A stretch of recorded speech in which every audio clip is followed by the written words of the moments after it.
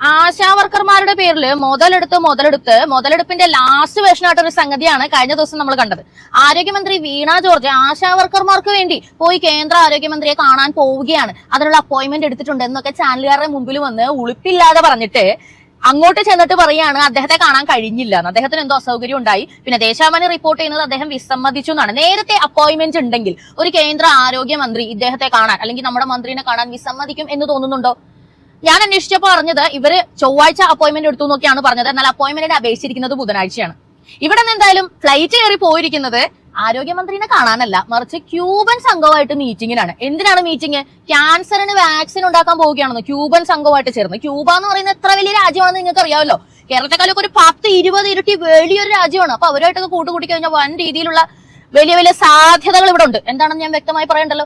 ഏഷ്യാനെറ്റിന്റെ റിപ്പോർട്ടറിനോട് മുൻ മാധ്യമ പ്രവർത്തക കൂടെയായ നമ്മുടെ ആരോഗ്യമന്ത്രി കയർത്തുകൊണ്ട് ചോദിക്കുകയാണ്, ഞാൻ എവിടെ പോയി, എന്തിനു പോയി, എന്താണെന്നുള്ളത് നിങ്ങളോട് ഞാൻ ഇതിന് മറുപടി പറയണമെന്ന്. നിങ്ങൾക്ക് ഇത് ചോദിക്കാനായിട്ട് ഉളുപ്പില്ലേന്നേ ഞാൻ ചോദിക്കുന്നുള്ളൂ. പ്രീവിയസ്ലി നിങ്ങൾ ആരായിരുന്നു? നിങ്ങളുടെ പ്രൊഫഷൻ എന്തായിരുന്നു? എത്ര പേരുടെ മുന്നിൽ മൈക്കും കൊണ്ട് പോയി ഇതേ ചോദ്യങ്ങൾ നിങ്ങൾ ചോദിച്ചിട്ടുണ്ട്? നിങ്ങളോട് പറയാൻ സൗകര്യമില്ല, നിങ്ങൾ ആരാ എന്നുള്ളൊരു ധാർഷ്ട്യവാക്യം അവരുടെ വായിൽ നിന്നും വന്നിരുന്നെങ്കിൽ എന്തായിരിക്കും നിങ്ങളുടെ പ്രതികരണം? നിങ്ങളുടെ വിചാരം എന്താ? നിങ്ങൾ മുമ്പേ ഉണ്ടായിരുന്ന നിങ്ങളുടെ സഹപ്രവർത്തകരെല്ലാം പട്ടികളാണെന്ന് നിങ്ങളുടെ പറയാം മൈക്കുമായിട്ട് ഇങ്ങനെ നടക്കാൻ? മാധ്യമങ്ങളോട് നിങ്ങൾ പറയുന്ന ഉത്തരം നിങ്ങൾ പറയുന്നത് ഇവിടുത്തെ ജനങ്ങളോടാണ്. നിങ്ങളെ വോട്ട് ചെയ്ത് ജയിപ്പിച്ച് ഇന്നത്തെ ഈ പൊസിഷനിലെത്തി ഇതുപോലൊക്കെ സംസാരിക്കാനുള്ള നാക്കുണ്ടാക്കി തന്ന ജനങ്ങളോട്. ഏഷ്യാനെറ്റിനോട് പറയണ്ട. എന്നാൽ കേരളത്തിലെ ജനങ്ങളോട് മന്ത്രി വീണ ജോർജ് പറഞ്ഞേ മതിയാകൂ.